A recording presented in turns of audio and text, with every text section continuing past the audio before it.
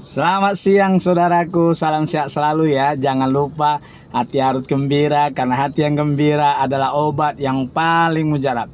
Siang hari ini saya ingin menyampaikan karena kebetulan ada demo dari saudara-saudara kita yang kemungkinan hari ini kalau saya tidak salah jam 4 sore akan berdemo di Wali Kota Medan untuk mendukung surat edaran Wali Kota Medan. Jadi di sini saya hanya menyampaikan pendapat saya dan analisa saya bahwa sejatinya surat edaran Wali Kota Medan itu, karena saya berprofesi sebagai pengacara, saya bisa memastikan bahwa surat edaran Wali Kota Medan itu melanggar hukum.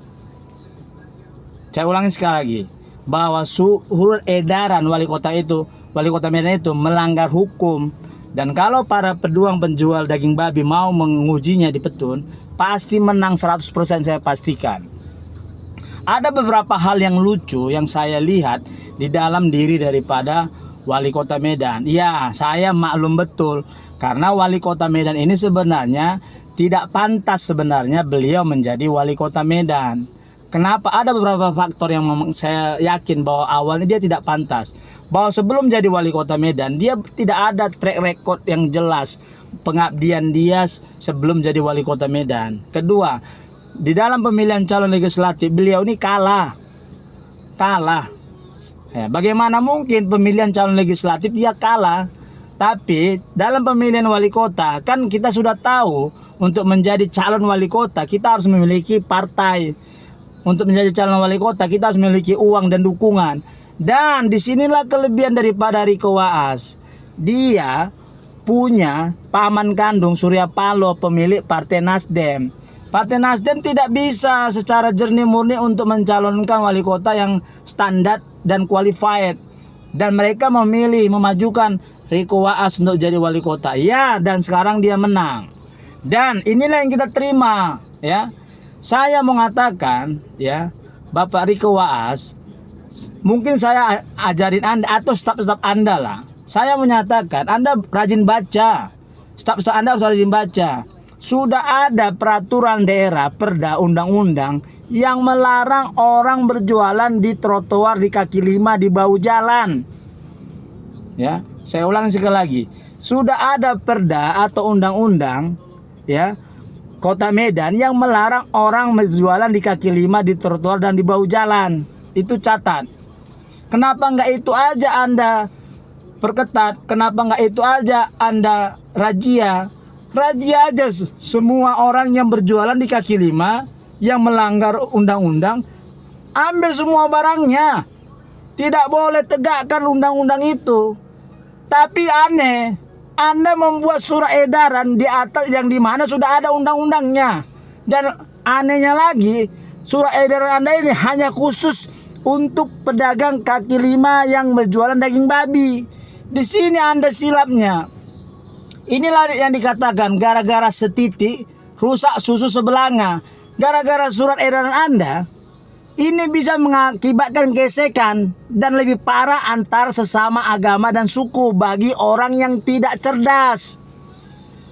Saya menyampaikan kepada Bapak Wali Kota dan kita semua, ada banyak oknum-oknum anggota FPI, Front Pembela Islam dan HTI yang ada di Medan ini.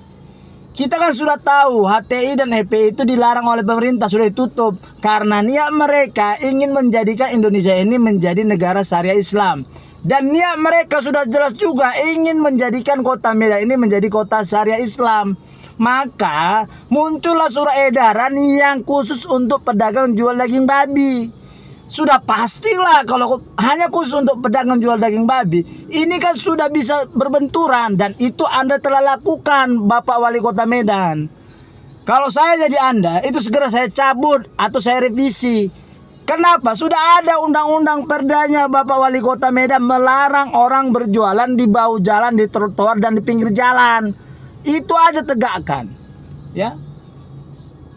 Dan akibat dari polemik ini, ada sekelompok orang yang mengatakan bahwa orang Batak itu pendatang. Ya, pendatang. Saya mau ngajarin kalian semua yang mengatakan bahwa Batak itu pendatang ya di Kota Medan ya.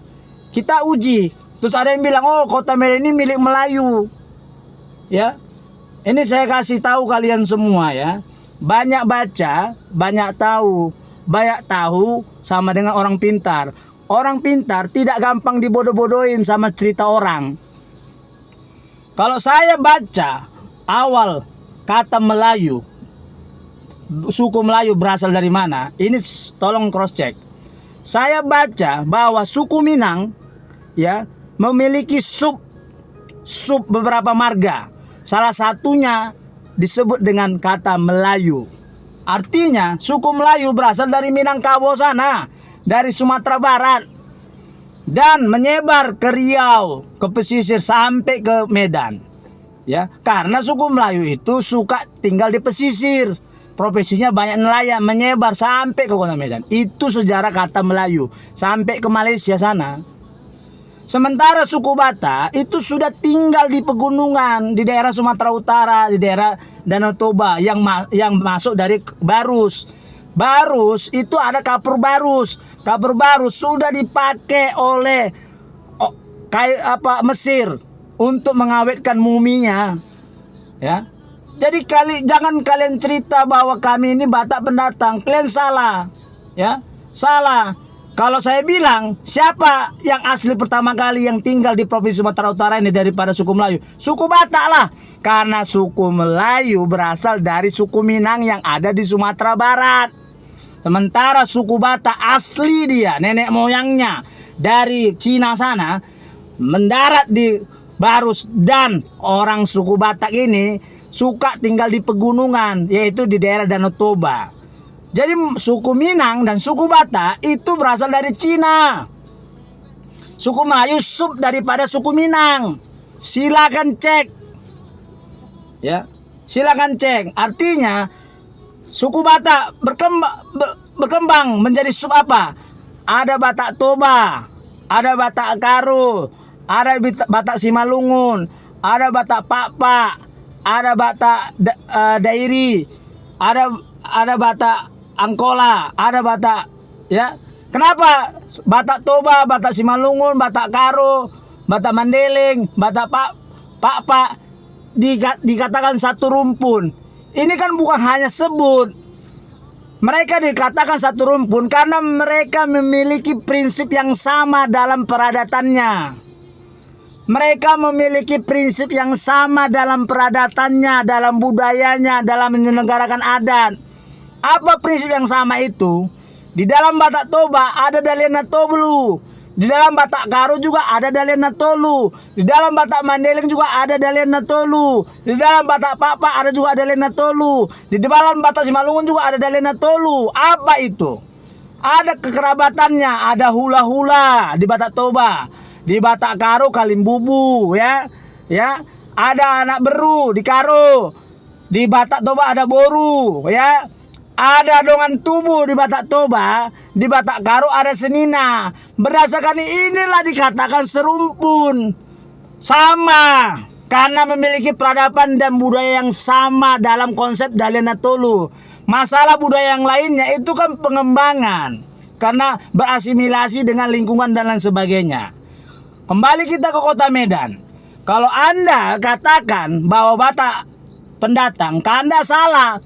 Anda yang mengatakan bahwa Guru Patimpus adalah pendiri Kota Medan dan tugunya ada di Kota Medan. Kalau kalian telusurin, Guru Patimpus itu adalah Sembiring Pelawi. Karena Batak Karo adalah bagian Batak, maka Kota Medan didirikan oleh orang Batak. Masalah ada orang Karo tidak terima bahwa Karo bagian dari Batak, itu urusan dia. Paling berapa kakak? 5, 10, 100, 200. Karena apa? Dalam Karo itu juga ada banyak pendatang. Seperti di Sembiring ada Brahmana Meliala, itu dari bangsa India sana. Jadi mungkin orang-orang yang tidak terima Karo dibagikan dalam bagian sub Batak, karena nenek moyang mereka itu pendatang, bukan satu rumpun. Mungkin ada yang dari Arab, ada yang dari Persia, ada dari India. Dan itu wajar karena dulu orang Batak ini suka mengambil anak angkat. Oke, cerdas. Salam cerdas dari saya, Trinop Sianturi. Merdeka! Merdeka!